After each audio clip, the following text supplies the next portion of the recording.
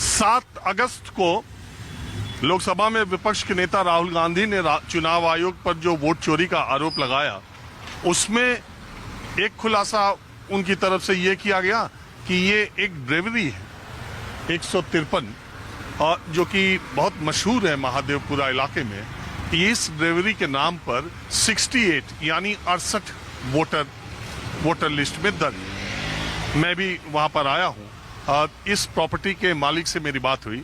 उन्होंने कहा कि पिछले 13 वर्षों से ये ब्रेवरी चल रही है और इसमें लोग आते हैं, काम करते हैं, चले जाते हैं, और वो यहाँ पर ऐसा अगर किसी ने बनवाया हो, लेकिन इस वक्त जो भी स्टाफ है उसमें कोई उस नाम का या जो बातें कही जा रही हैं वो वैसा नहीं है। ब्रेवरी में ऐसे वोटर नहीं बनवाए गए। दूसरी बात यह है कि ये ब्रेवरी जो है उस समय 13 वर्षों में, और दूसरी बात है ये बहुत फेमस है, यहाँ पर अभी पार्टी और ये सब होता रहता है। दूसरी बात यह है कि मैंने जब पूछा कि इस वक्त उनके पास कितने स्टाफ है, तो उन्होंने कहा कि इस वक्त 74 के आसपास स्टाफ है, और उसमें से ज्यादातर 2 महीने, 4 महीने, 6 महीने, 8 महीने के ही है। और इस तरह की जगहों पर लोग साल भर, 6 महीने, 1.5 साल, 2 साल नौकरी करके फिर बदल देते हैं। लेकिन सवाल उससे ज्यादा बड़ा खड़ा ये होता है कि कमर्शियल जगहों पर, यानी कि किसी रेस्टोरेंट में, किसी ब्रेवरी में, किसी मॉल में, किसी दुकान में वोटर दर्ज नहीं होता।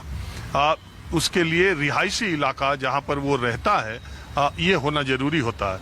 इस ब्रेवरी में आज की तारीख में भी और पिछले 13 वर्षों से जितने लोग काम कर रहे हैं, ये यहाँ पर रात को खत्म होने के बाद वो यहाँ पर किसी की रिहाइश नहीं है, सब अपने अपने घरों को वापस चले जाते हैं।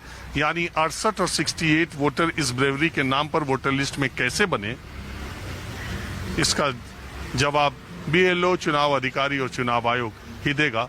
मुझे पता चला है कि यहाँ पर कुछ लोग पता करने आए थे, मीडिया के अलावा भी। अब शायद राहुल गांधी के आरोपों के बाद इसकी तहकीकात हो रही हो, लेकिन ये तो एक केस है। राहुल गांधी ने ऐसे 1,02,250 वोटों की बात की है। अब उनकी सच्चाई में, उनकी बातों में कितना दम है, चुनाव आयोग वोटर लिस्ट को किस तरीके से फुल प्रूफ दुरुस्त करेगा, ये चुनाव आयोग ही जाने।